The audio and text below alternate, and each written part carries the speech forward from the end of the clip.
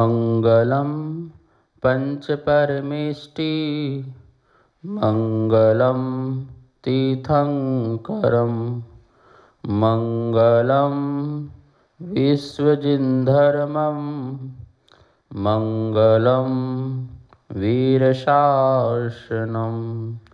यस्य स्वयं स्वभावाप्ति रभावे कृष्णः कर्मणा तस्मै संज्ञानरूपाय नमोस्तु परमात्मने नमोस्तु परमात्मने। इष्टोपदेश महान ग्रंथ है। आचार्य देवनंदी अपर नाम पूज्यपाद स्वामी द्वारा यह लिखा गया है। 51 श्लोक इसमें हैं और संक्षेप ग्रंथ है, आध्यात्मिक रूप से है। जो भी व्यक्ति मन की शांति चाहते हैं, आत्म ध्यान चाहते हैं, आत्म ध्यान का उपाय या अपनी एकाग्रता लाना चाहते हैं, वो सब का सब इस इष्टोपदेश महान ग्रंथ में है। 22 नंबर के श्लोक में मन की एकाग्रता से अपने आत्मा में स्थित होने का उपाय बताया था कि जब आत्मा के द्वारा आत्मा को पाने के लिए ध्यान करे तो उसे किन किन बातों का ध्यान रखना चाहिए, ये चर्चा हुई थी।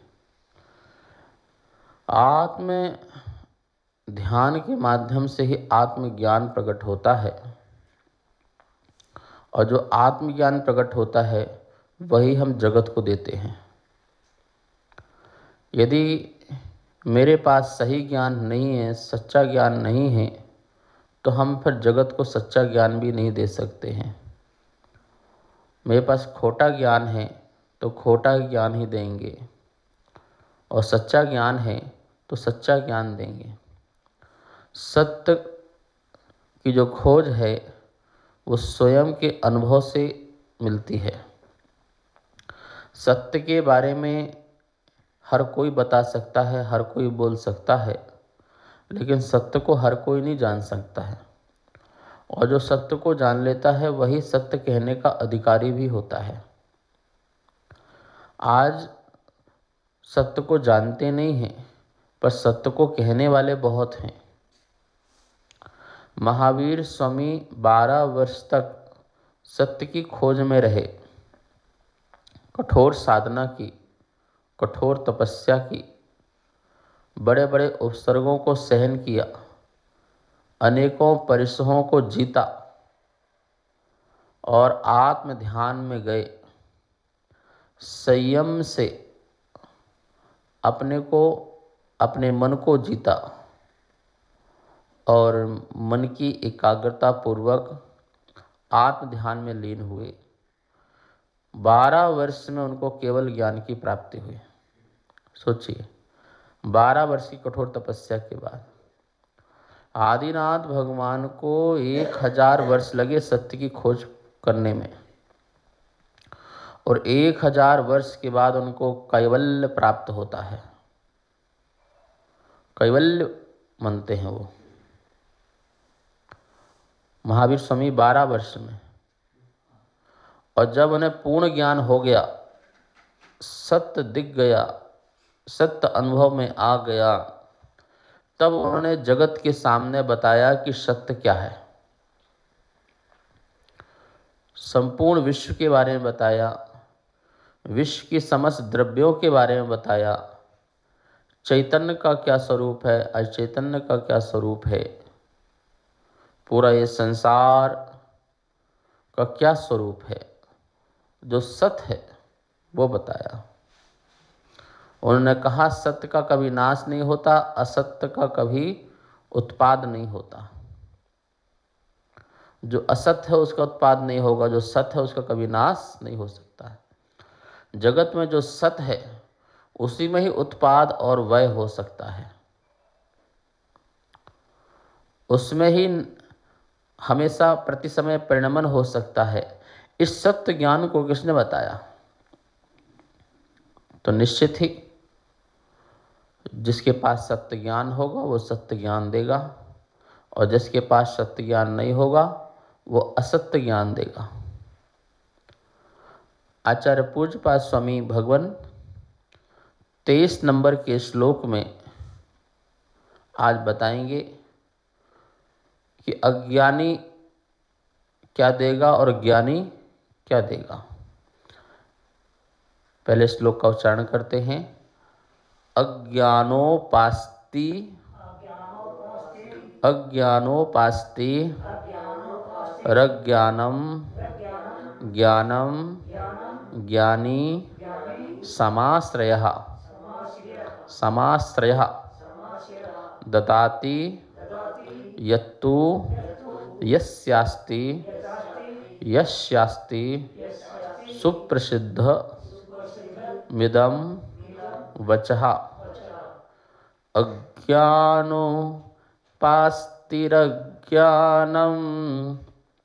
ज्ञानं ज्ञानी समाश्रयः ददाति यत्तु यस्यास्ति सुप्रसिद्धमिदं वचः।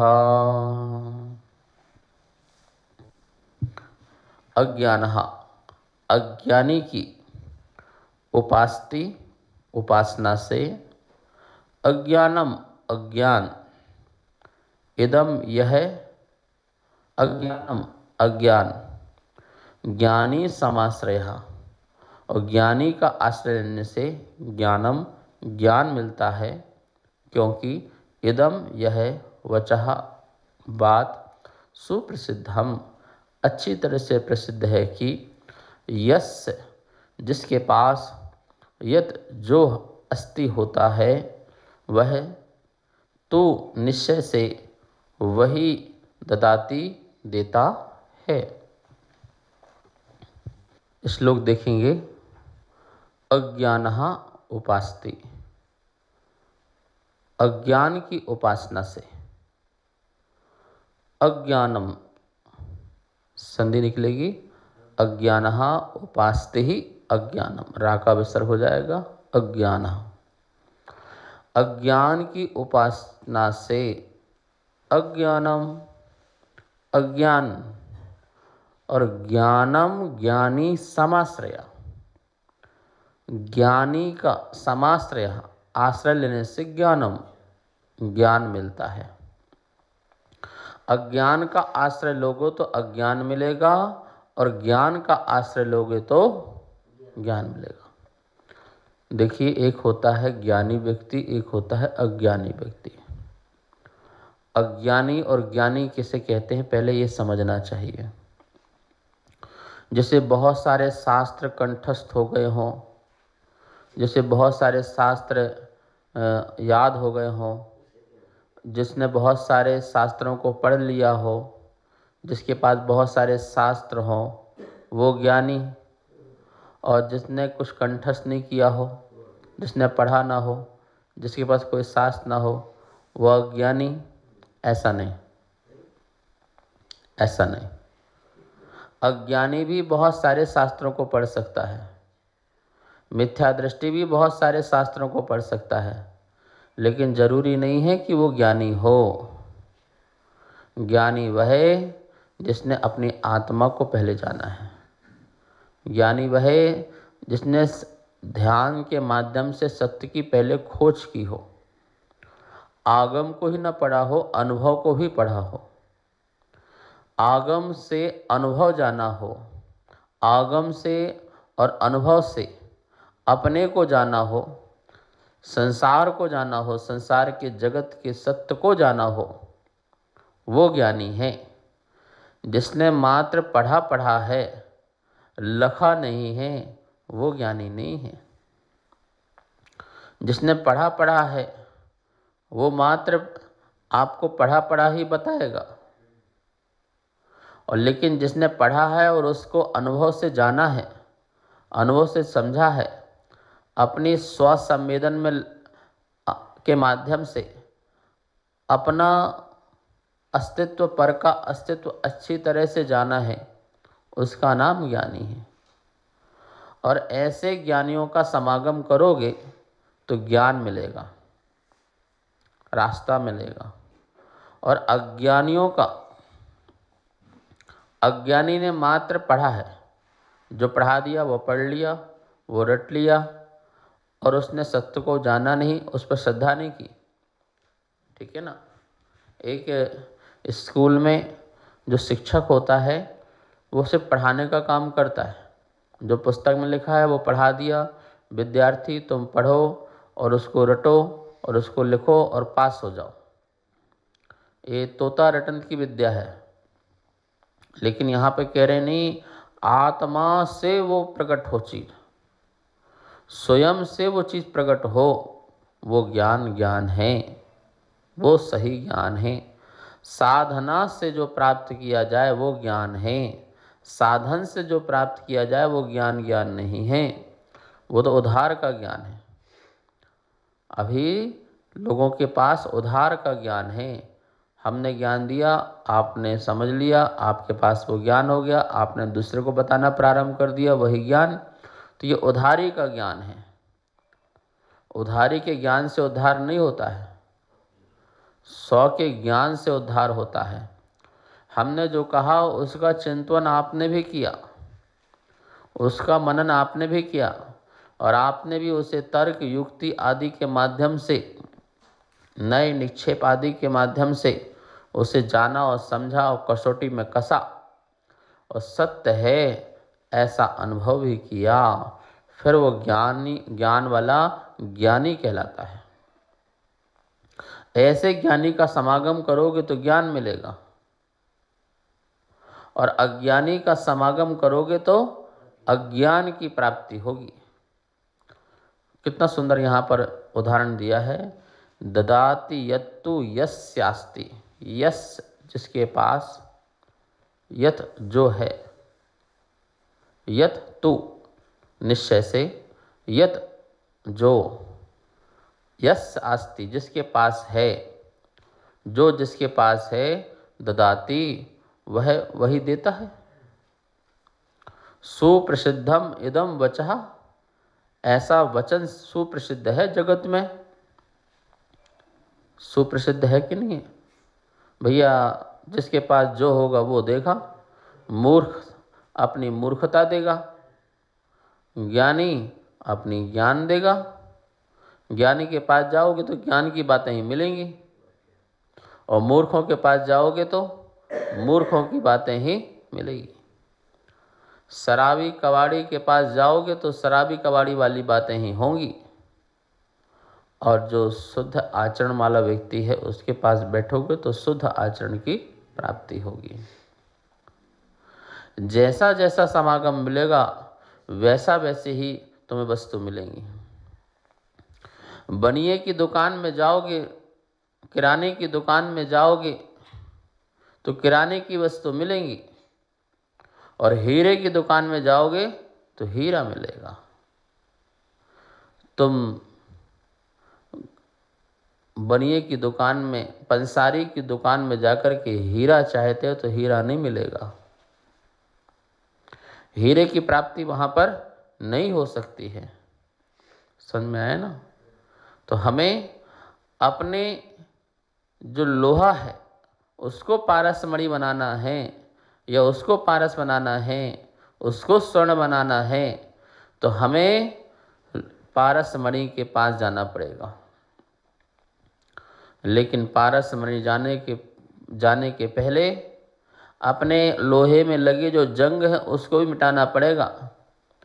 मिथ्यात का जो जंग लगा हुआ है, जो मिथ्यात का जंग लगा हुआ है, उसके कारण जो है हमारा जो लोहा है वो स्वर्ण नहीं बन पाएगा।